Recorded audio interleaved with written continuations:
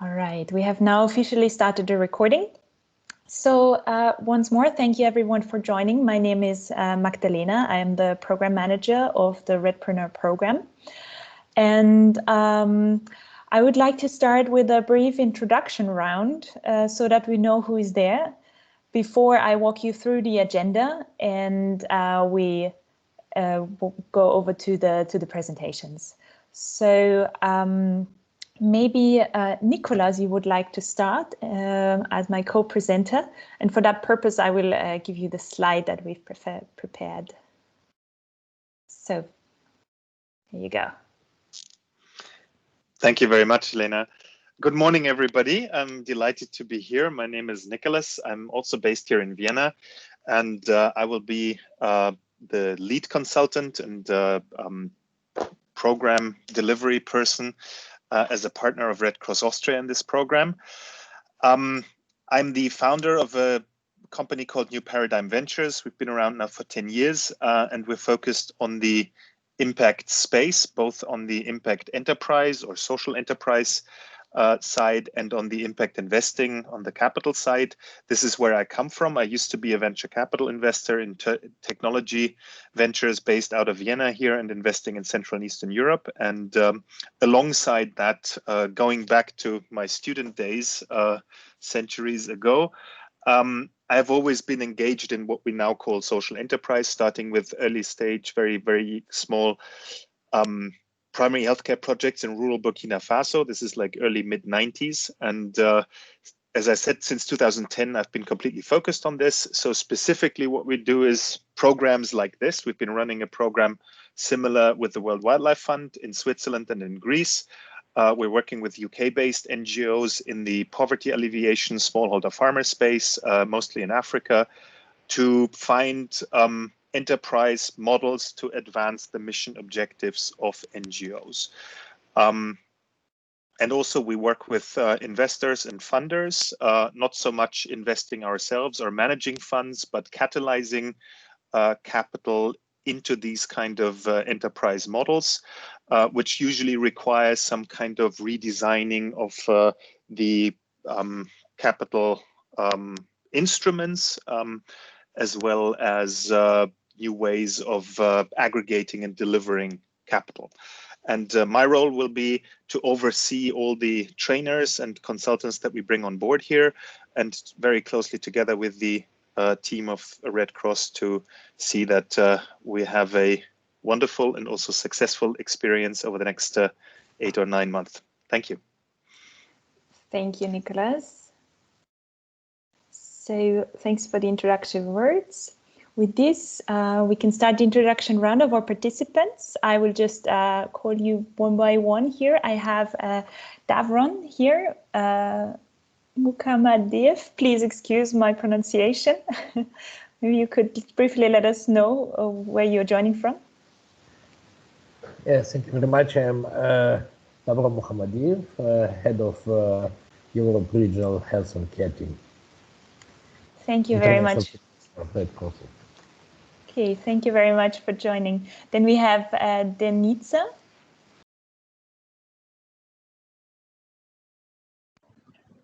Hello, I'm joining from Bulgaria, from Red Cross. Yes. Thank you very much. I think we have a bigger team from Bulgaria joining. Okay, very good. Then we have Piers from the Netherlands Red Cross, right? Hello, yes. I work in the international department at the Netherlands Red Cross, and I'm here because I'm here to learn a little bit more about the program, because we're actually supporting for a number of years business development in first aid training in African Red Cross national societies with quite a lot of success. So interested to see how this can benefit that program. Nice to meet you. I'm going to have my camera off just because I'm on a mobile today. Okay, thank you, Piers. Then we have Katrin Mesilane.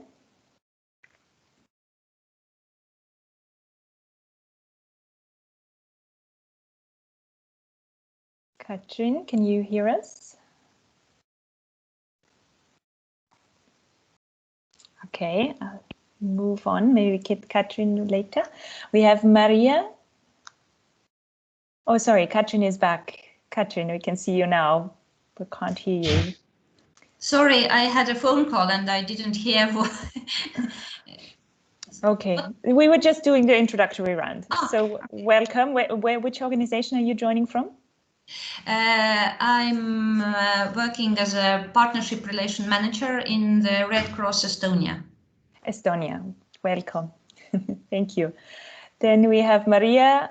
We have a couple of Marias. Sorry, I have to be more precise. Maria Georgieva. Georgieva?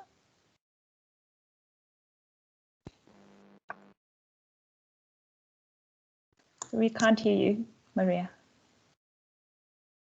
You're still on mute, sorry. Now it works.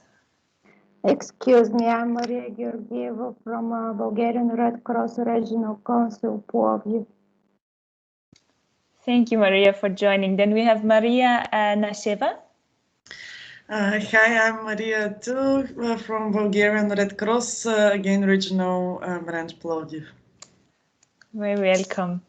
Thank you. We have Nebojja Medojevic. Yes, good morning, dear colleagues. My name is Nebojja. I'm also working in Regional Office for Europe as Disaster and Crisis Preparedness Delegate, but very closely working with national societies in South and Eastern Europe around a couple of projects. So I'm very much interested to hear about this initiative and to see how we can possibly cooperate in the future. Thank you very much. I will switch off my camera because I'm also trying to do multitasking, you know, so thank you. Okay, thank you very much. Two more, we have Preslava from Bulgarian Red Cross. Hello, everybody. I'm Preslava, Director for International Cooperation and Programs at the Bulgarian Red Cross. And I'm mainly here to support and facilitate participation of the rest of my colleagues, should there be any further need. And of course, to get myself updated regarding this quite intriguing and interesting initiative. So looking forward to it. All right. Thank you for joining, Preslava, and bringing the team. So then there is Isabel. Good morning, it's Isabel from the Swiss Red Cross. I'm working in the fundraising team responsible for corporate partnerships. And we do support Eastern Europe national societies in capacity building, so establishing new corporate partnerships, but as well other fundraising instruments, and that's why it's interesting for us. Thank you for joining, Isabel. And last but not least, I see Gayan has joined. Please introduce yourself.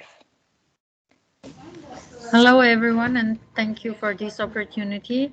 I'm Gayane from Armenian Red Cross Society. I'm very interested in this new initiative.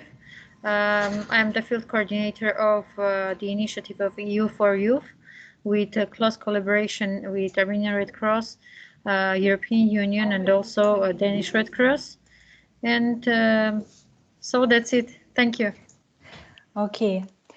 Thank you, everyone, for letting us know who is on this call so we can have a good overview. Sorry, one more, please. Martin, I've left you. Sorry, go ahead. Let's try the camera. So, yeah, hi.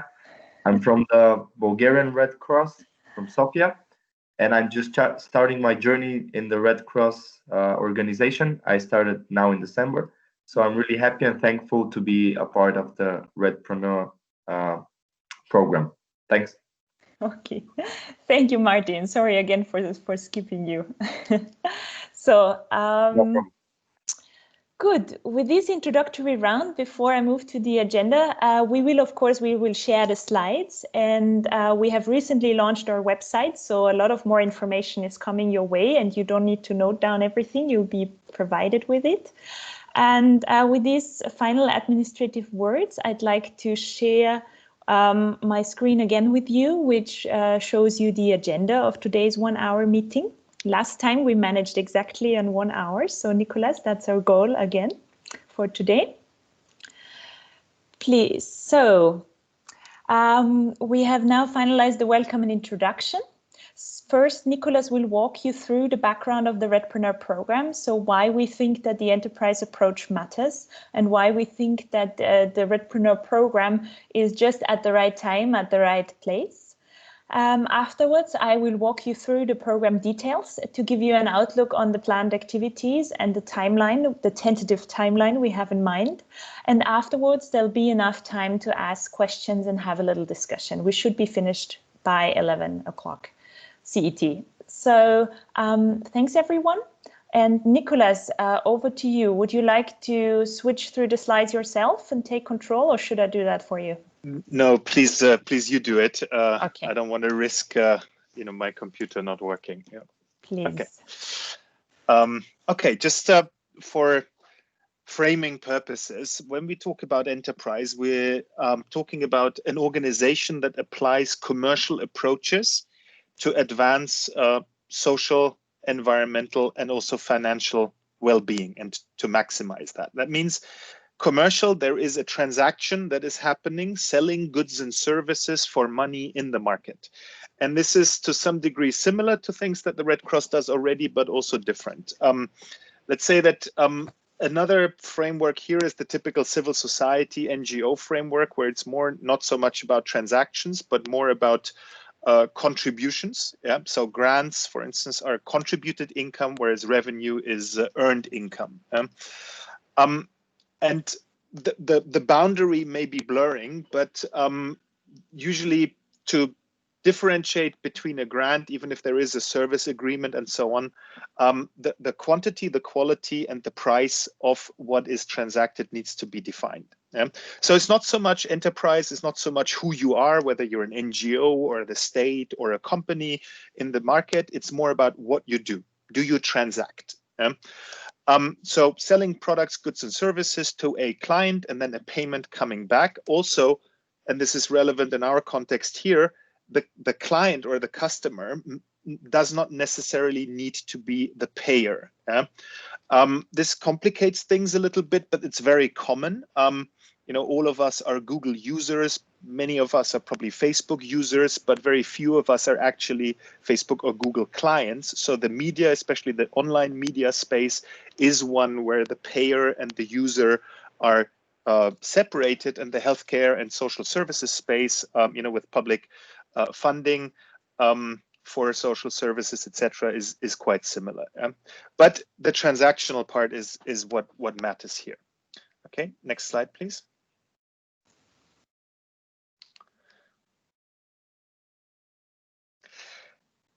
Now, there are a number of opportunities, but also pressures for nonprofit or non-governmental organization to engage in enterprise activities. And on the one hand, there are opportunities which pull, and also pressures and risks which push. And they break out into three areas. One is impact, to advance the mission objectives of the organization on the finance funding side, but also in terms of fostering innovation.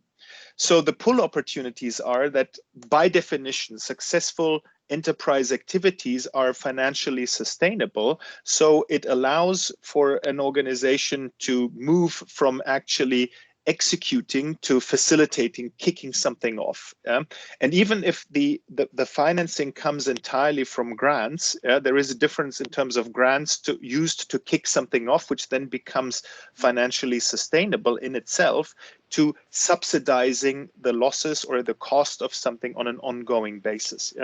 So the leverage that is possible on the impact side by applying enterprise models is quite significant. And on the other side, the urgency and the need in order to engage in these kind of models is also increasing. If we look at the Sustainable Development Goals and just extrapolate what the traditional civil society NGO sector can do, even by applying moderate growth rates, we're not going to hit those targets. So the only way to do that is, not more of the same, but to increase the gradient of the curve in terms of achieving our goals until 2030. And that only works through doing things differently, complementing things, innovation that accelerates the achievement of these goals. On the finance side, on the one hand, we see significant growth of income and purchasing power as opportunities in countries. Now we're targeting Western Balkans and South Caucasus, but this is something that can be seen everywhere.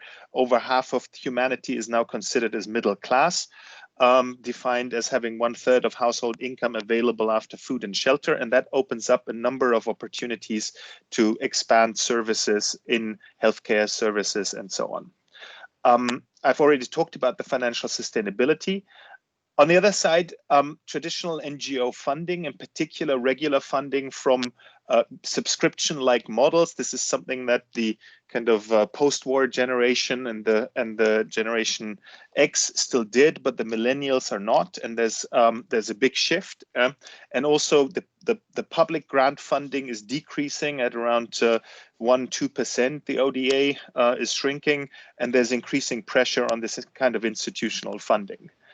While the in-country costs are usually going up. So in the last couple of 5 years or so, with many NGOs for the first time in their life, we've seen cost exceeding budget, which is something that for the big NGOs at least is very unusual. But I think this is more like a new normal.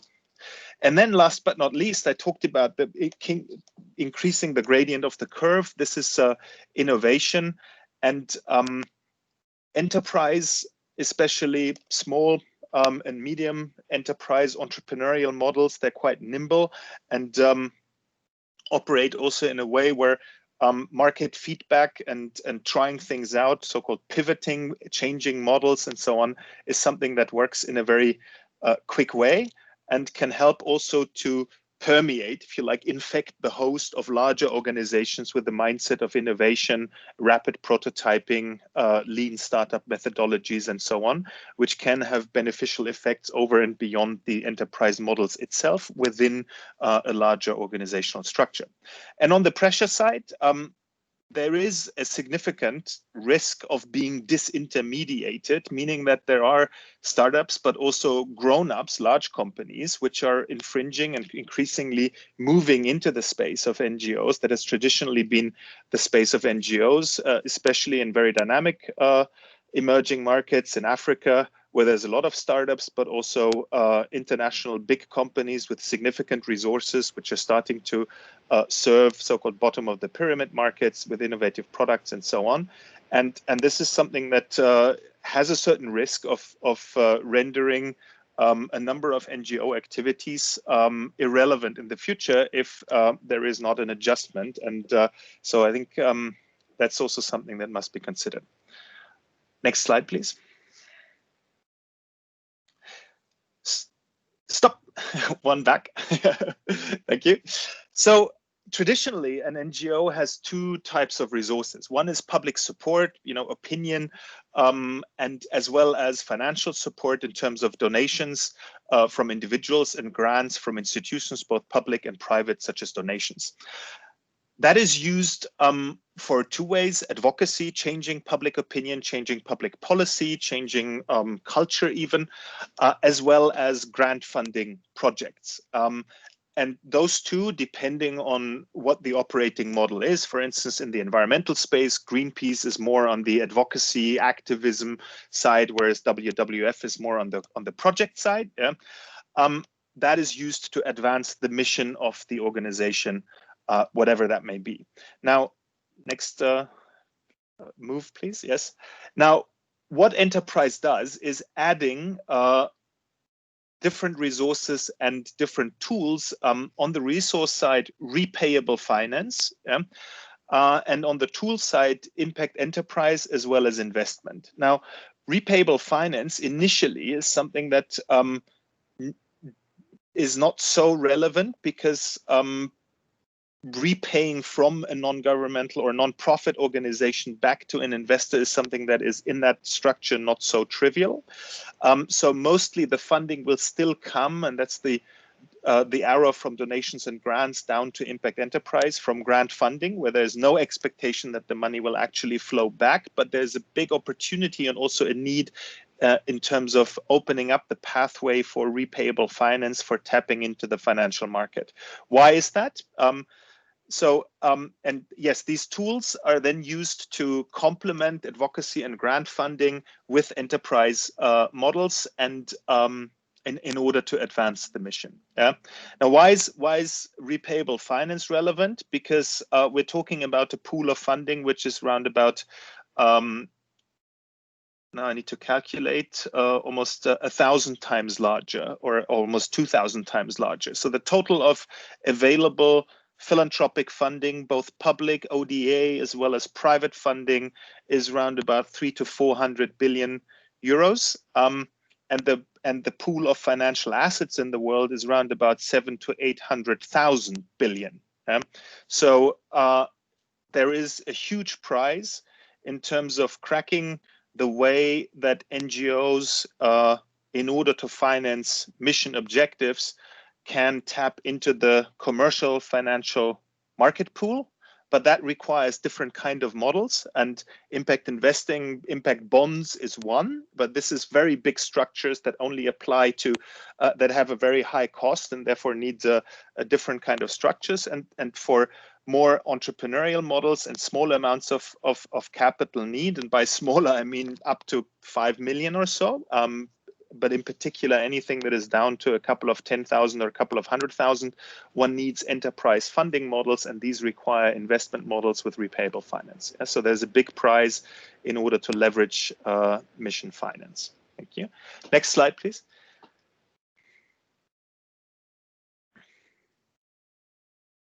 So I've already talked about impact investing, and this is just to differentiate our approach here with the other approaches that some of you or many of you may have come across. So on the one hand, on the left side, we have mobilizing mission capital, and this can either be activating the own assets. I sit on the board of a US NGO, it's called HIFER. We do smallholder farming, smallholder farmer support, livestock, send a cow, that's the model. And parallel to the NGOs sits Heifer Foundation, which is a pot of money that grew by people who made bequests to Heifer in their testaments. And now that's an asset pool of around $150 million that used to be invested just traditionally in the financial markets, and the return, around about $3 to $5 million a year, would be given as a donation to the NGO. Now, for the last 5 years, what we've been working on is to say, well, it's not just the 5 million returns from this asset pool, but actually the whole 150 million need to be aligned at least with the mission. And this is something which is now very much standard. The Gates Foundation, for instance, has come under increasing pressure of saying, you know, with your disbursement, you're solving problems that your investment of several dozens of $1 billion is actually creating by investing in the fossil fuel industry, by investing into agricultural value chain players, et cetera, et cetera. Yeah? So this is about asset allocation. It's a pure investment topic. Yeah. In the middle, we have the notion of impact investing, and there are two ways of doing this. One is to raise a capital pool and then to invest into aligned or associated ventures or businesses which exist and come from the outside with the mission of the enterprise. And there is the Oxfam Enterprise Development Program. Mercy Corps has a social venture fund, or a very big one, the Nature Conservancy has a joint venture with JP Morgan, which now has close to half $500 million in management for project finance such as sustainable forestry. Now, what we do is on the right-hand side, and this is building mission businesses, and it's inside out. So it's taking inside NGO projects with an enterprise potential, with the earned income revenue potential, and accelerating them, transforming them, potentially spinning out, or keeping as a business unit within the organization. And that's what we call impact venturing. And that's the approach that we have here in the REDpreneur program. Okay. Yes, next slide, please. Now, there's a lot of talk about what kind of capacities are needed. And usually when I hear from my NGO partners, capacity is about skills, or we don't know how this or that works. But actually, capacity has three elements. One is the skills, but of the individuals, the people involved and the teams, but also their attributes, and last but not least, the role. Now, the skills is the least concern because skills can be taught, yeah, and there's training, and that's relatively easy. But attributes such as personality, in particular, ambiguity tolerance, self-motivation, opportunity focus, and so on, then it's more art than science. It's not so easy to train and it requires coaching. And last but not least, the organizational embeddedness is also important when we talk about, especially in this inside-out approach. So what I've seen time and time again is fantastic people with very relevant skills, with the right attitude, a kind of smart risk approach, opportunity focus, a real desire to go, but in the completely wrong role. Yeah? And this requires a kind of organizational rethinking, which is often not so easy in NGOs, in particular large NGOs, which are often in a hierarchical structure. Also due to the donor requirements of delivering on time, on budget, and so on. So this needs empowerment, flexibility, accountability, and also a certain risk tolerance. And risk tolerance, it doesn't mean to be reckless. On the contrary, it means taking smart risk, meaning in an enterprise approach, failure or things not working out, let's put it that way, is not a risk. It's almost a certainty. So one needs to learn how to find out what doesn't work in style, meaning early, cheaply, and for the right reasons. Yeah? And that's why we have these kind of, let's try a prototype. Once the prototype works, let's try a pilot, see if it sells in the market, and so on. Yeah? And this requires some rethinking, not just on the part of the team that is actually working in this enterprise project and venture, but also in terms of the larger structure, the superiors, and even up until the board and the governance structure to be comfortable with these kind of approaches. Okay, next slide. I think that's it, right? Yes, thank you. Thank you very much, Nicholas. That brings me to the more program detail part of the presentation. I will now, since we've only recently launched it, type the email, the address of our website, so you can always find all of this information there. So there we go. And while I share that, I'll go back to the slides. So there we go.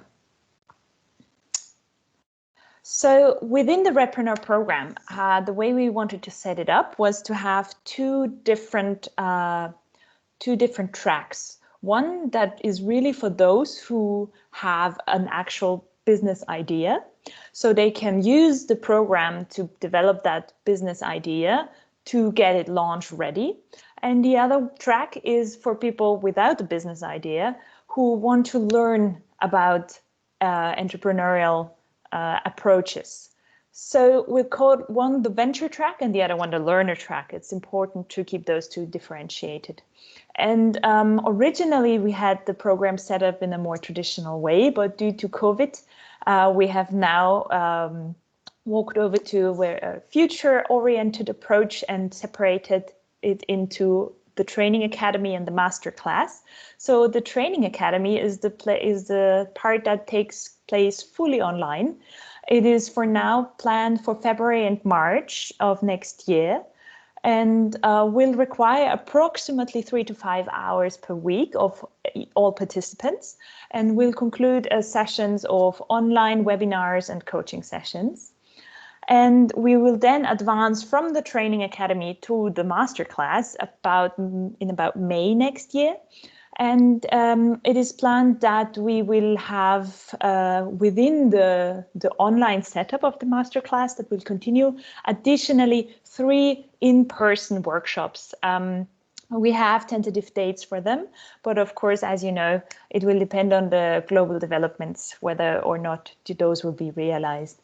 The effort that is required in terms of the human resources at the time you need to invest to successfully participate in the program should be around 2 to 3 hours for those who learn, and about 4 to 5 hours for those who come in with a venture, with an actual business idea. A bit more about the learners track. So it's really open for all Red Cross partners or CSOs or startups who are interested to strengthen their business skills and learn a bit more about the entrepreneurial approach. And motivation, of course, is also key to participate. We really hope and look for an environment that will allow you to really dive into this peer-to-peer support and a really applied learning environment. So it won't be only homework by yourself, it will be a couple of coaching sessions, discussions, so something that is really interactive. The venture track, on the other hand, is really to get your business idea ready, to get your business plan and your financial plan ready for launching. So at the end of the masterclass, those should be ready to be kicked off. And your business case should be market relevant service. And the focus of the REDpreneur program in our case is now the health and social service sector within a target region, which is East and Southeast Europe and the South Caucasus. So ventures will only be focused on that within this target region and within this focus area. But of course, you can come in as a learner with a completely different background. So if you are if you have a wash idea or are a wash person from East Africa, you can equally start in this program as a learner and then take those skills and apply them to your own sector and your own region. That's the basic idea. Important for the venture track, we will ask for 2 people to participate as a team for each venture. The question that's come up recently is whether or not you can apply for more, you can apply with more ideas. Yes, that is possible, but the capacities, so 2 people fully working on this idea during the program, has to be ensured. So yes, you can come in with more ideas, but you need to have the resources. Good. A bit more details about this first part that is now coming up, that you can all apply for on the website already. The training academy, as I said before, is fully online. The selected business cases from the ventures, the learners will come in and work on those together with the ventures. So there'll be a real focus on health and social services. So at least this should be interesting for everyone who joins. Currently, we do seek that the participation fee is around 500 euros for ventures that are not from the target region and for learners. But of course, the cost shouldn't be a barrier to anyone not joining. So if it becomes a barrier, we ask you to get in touch and seek solutions together. The masterclass that is then for those who advance from the training academy should allow you to develop more in-depth the knowledge that has already been prepared and provided during the training academy, and is really, again, this environment of applying your knowledge, experimenting together, and at the end getting everything ready for launching. Ventures that advance to the masterclass, there is no cost involved for them, but for the learners there is a fee of 4,500 euros. Again, if that is a barrier for you to join, then we should talk about it. The training academy and the masterclass are separate from each other. So by joining the training academy, you are not compulsory. It's not compulsory to join the masterclass, but it's you have to participate in the training academy in order to get a chance to join the masterclass. The outline project timeline, as I've mentioned before, is that we are now in a phase until January where we try to reach out to everyone. So we are also very happy if you forward this information, invite people to come up to us and ask questions. We can then organize another introductory session like this one. Then we'll have the applications until January. I think the 17th is the current deadline that we've put for registration. We'll then have the selection of the ventures and the learners happening through an internal and external committee. And There's more information on that on the website. And then we'll have the training academy starting in February for about 2 months, or 4 to 6 weeks. And again, in April, we'll decide who advances, or the committee will decide who advances to the masterclass, which will then happen until September 2021. At least that's the current plan. And we'll then be in a phase of follow-up where, of course, we are very interested, and we've been asked this question a couple of times, if we actually have contact to investors. Yes, there is a lot of contact to different investor networks. And of course, by investing in or resources on the program's resources in the ventures that we focus on, our main goal would be to bring them on the market. So the follow-up phase would then really be there for us to figure out how can we bring this on the ground together. And I think, yeah, the next steps, the website has launched. I haven't updated the slide. And the application details are shared on the website. Currently, I've mentioned this before, we're exploring synergies and complementarities, but also gaps in the sector. So we would very much appreciate any hint from your side where you say, okay, I have this super interesting CSO in the health sector working in Bulgaria or Estonia. We would like to cooperate with them, or we have this tech startup that we see and they do this amazing application for the emergency button that some of you might have heard of, that some national societies are now advancing on, and to reach out to them or introduce us to them so we can reach out to them, to allow for an environment that is not Red Cross only, but that brings in the synergies from the sector on several levels. And with this, I'd like to thank you for your attention. Here, most of you have been in touch with me via the redpreneur@redcross.at email address. And as mentioned before, the website is now also online and available for any questions. Thank you very much. We are now 20 to 11 and open for any questions you might have. You can either just shout out, raise your hand, or put them in the chat box, whatever you prefer. Thank you very much.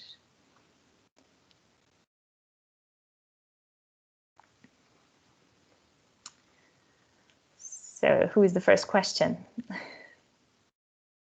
Well, I start. It's Isabel from the Swiss Red Cross. Do you have like a limit? Are you looking for like 20 ventures, or have you somehow a number in mind? We do have a number in mind, and we expect that, of course, in due course of the process, some ventures might not turn out successful after several months. But what we would like to advance to the masterclass with, and Nicholas, correct me if I'm wrong, is around 10 to 12 ventures. That's what we can capacitate through the program at the moment. Okay, and the countries you're really open as long as it's like Eastern Europe, South Caucasus, right? So that's yes. Had there been any contacts with other national societies so far? So have you been in contact with, I don't know, with Georgia, Kazakhstan, and so on? Mm-hmm. So we do have a couple of key partners in our program, which have been with us from the start, which has historically grown with the Austrian Red Cross. And these partners currently are the Armenian Red Cross, the Albanian Red Cross, Serbian Red Cross, Macedonian Red Cross, Montenegrin Red Cross, Ukraine, and Georgia. If I'm not, yes, that should be 7. So these are the ones who are on board with us already. And this is currently the phase where we're reaching out to everyone else. Thank you. Thank you, Isabel.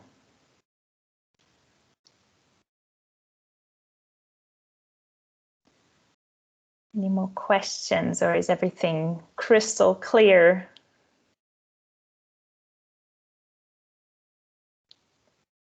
Is there already a concrete example with the Red Cross National Societies which you've followed such a model of venture investing? Nicholas, do you want to share something on that? Well, it's in the making, as far as I know.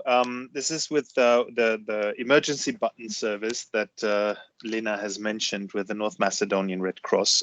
This is a close collaboration between the Austrian Red Cross and the North Macedonian Red Cross. And there is a feasibility study that has been going on last year, sponsored by the Austrian Development Agency.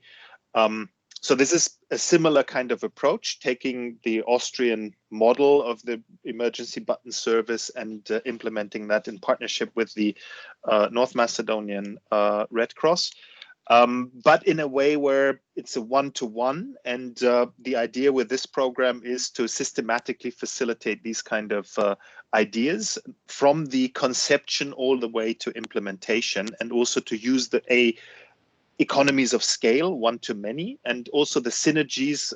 Lena mentioned peer-to-peer learning. So yes, there is an example. It's in the making, but this is taking this to the next step in terms of synergies and economies of scale.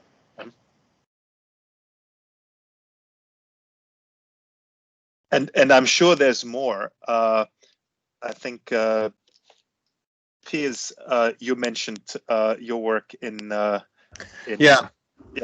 I was going to say something. I don't have a question so much, but I mean, I found this absolutely fascinating, Nicholas and Magdalena. So really, thank you for it. Obviously, my perspective is one: we're working in a different region, and we've been working with African national societies for a number of years, but it is exactly on business development.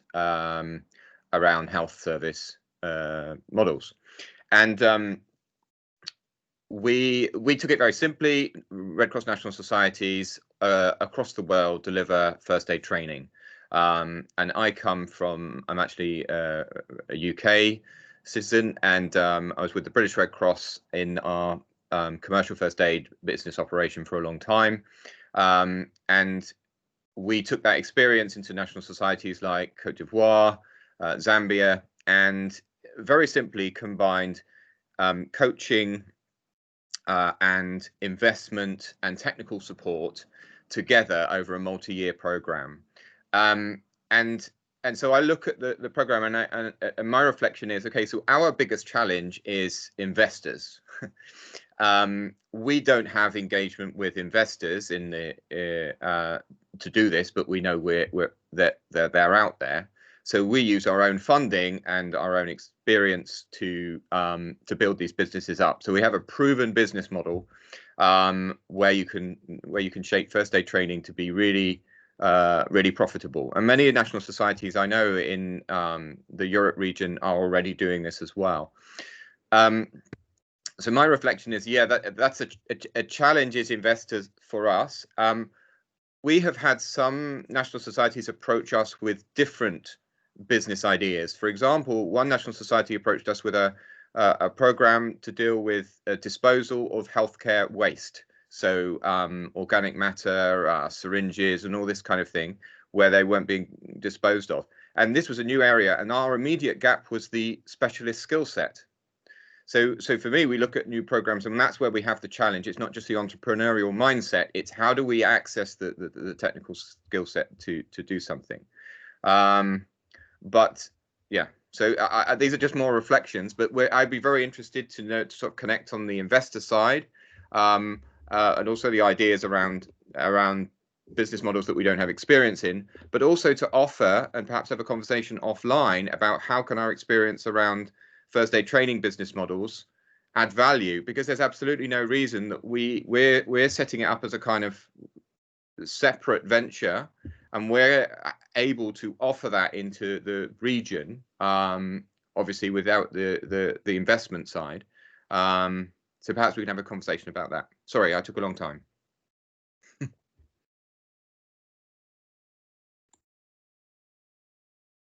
No worries. Thanks so much for that input. Thank you. Could you share your, or I guess, Lena, you have Piers's contact details to follow up on that offer. Thank you, Piers. That would be really interesting to learn more about this. And I've got some things to say on the investor side. Okay. having been a professional capitalist, I learned one thing, that money is stupid, lazy, and worthless. It doesn't have ideas. People have ideas. It doesn't work. People work. And it's only as good as what you can buy for it. And also from the investor side, the current paradigm is that it seeks the highest return, and that's still how most investors think. So I think that is one challenge, that a lot of these models that come out of NGOs don't have the unicorn explosive growth startup potential. So it requires some reframing in order to make it attractive from a risk return profile and fit into the mental models and the expectations of investors. And the paradoxical thing is that many of these investor types, or many of your donors, of your private donors, are also investors, but they look at the Red Cross or any other NGO through their philanthropic lens and don't see the investment potential there. And it's breaking this mental mold of, here I'm doing good and here I'm doing well, and say, like, actually the two can work together. And that's a big challenge, because it's very, very uncommon that even, large, sophisticated philanthropic organizations who have capital that needs to be invested, because otherwise it's sitting around, are making donations and investing with the same organizations, even though they've been supporting them for decades sometimes and have a very trusted relationship. And that just doesn't make sense.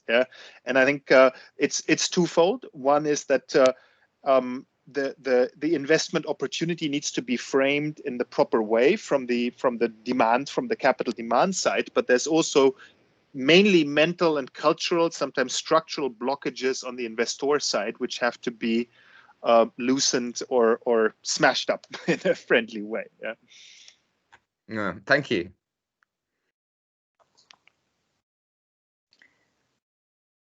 Any further questions that we could help out with? Anything that was unclear? We have a big team from Bulgaria that joined. Any questions from your side?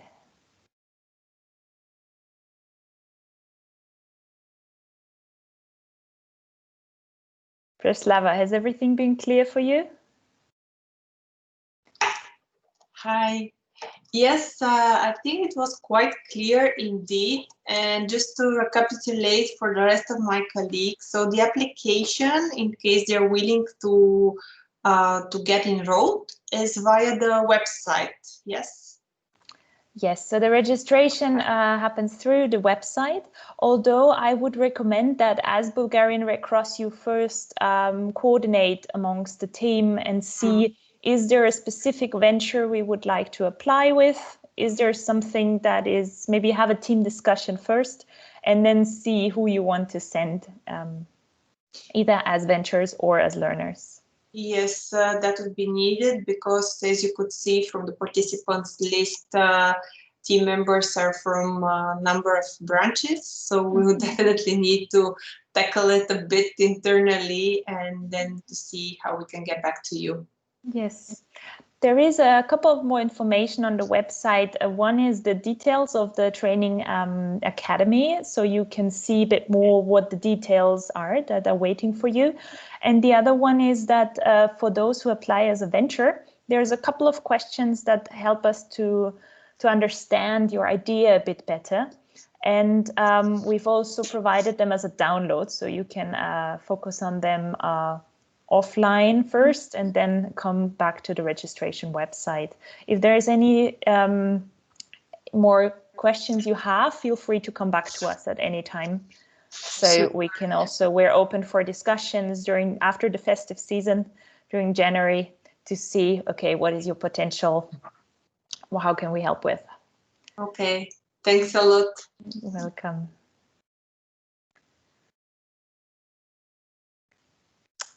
Okay, if there is no further question, we would like to thank you all once more for joining. And I'll be sharing as I said before, I'll be sharing the presentation, and the video will be uploaded to the website. Thank you very much, and I'm wishing you all a good end of the week. Thank you. Thank you. Thank you very much. Thank you, Have a nice everybody. weekend. Thank you for your Thank time. you. Bye-bye. Thank you. Bye-bye. Bye. Oh, indeed. Thank you. Thank you as well. Bye. Bye. Bye. Bye.